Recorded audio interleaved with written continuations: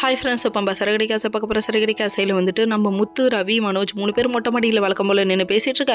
அப்போ சண்டை பெருசாகுதுங்க. எதுக்காகன்னு பார்த்தீங்கன்னா, நீ வந்து உன் மாமனார் சொத்தில் வாங்கக்கூடாதுன்னு நினச்சது ரொம்ப கரெக்டடா, என் தம்பிக்கு எல்லா உதவியும் நான் பண்ணுவேண்டான்னு சொல்லி நிற்கிறாரு நம்ம முத்து. நம்ம மனோஜ் ஒரு பக்கம் என்னடா இப்படி சொல்கிறான், அவனாலலாம் முன்னேறவே முடியாதுடா இப்படியே நினச்சிட்டு இருந்தா, உன் மாமனார் சொத்து உன்னோட சொத்து மாதிரிடா, உன் பொண்டாட்டிக்கு வந்துச்சுன்னா அது உனக்கு தானே அப்படின்னு சொல்கிறாங்க. இது ரொம்ப தப்புமா.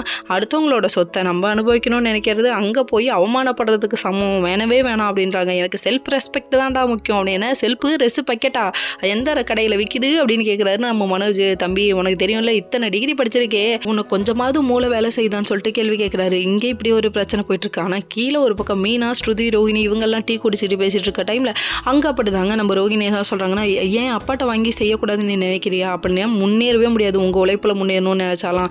நீங்கள் அப்பாட்ட வாங்கி நீங்கள் எப்படியாவது ரெஸ்டாரண்ட் ஆரம்பிங்க, நீங்கள் ஓனர் ஆயிடலான்னு சொல்ல அங்கே போனால் அசிங்கப்படக்கூடாது, அவமானப்படக்கூடாதுன்னு ரவி நினைக்கிறதுல என்ன தப்பு இருக்குன்னு சொல்லிட்டு இவங்க ஒரு பக்கம் சொல்கிறாங்க. சொன்னதுக்கப்புறமா மீனா சொல்கிறதும் கரெக்டு தானே சொல்லிட்டு இருக்கு. அந்த டைம் பார்த்து என்ன கரெக்டு அப்படின்னு சொல்கிறாங்க. நீங்கள் பாருங்கள், நீங்கள் வந்துட்டு மாமனாரோட காசு எடுத்துகிட்டு போய் ஆரம்பிச்சிங்க அப்படின்னு சொல்லிட்டு ரொம்ப ஒரு மாதிரி நக்கலாக சொல்லிட்டாங்க. சொன்னதுக்கப்புறமா பார்க்கணுமே இவங்களுக்கு அப்படியே செம்ம காண்டாயிடுச்சு.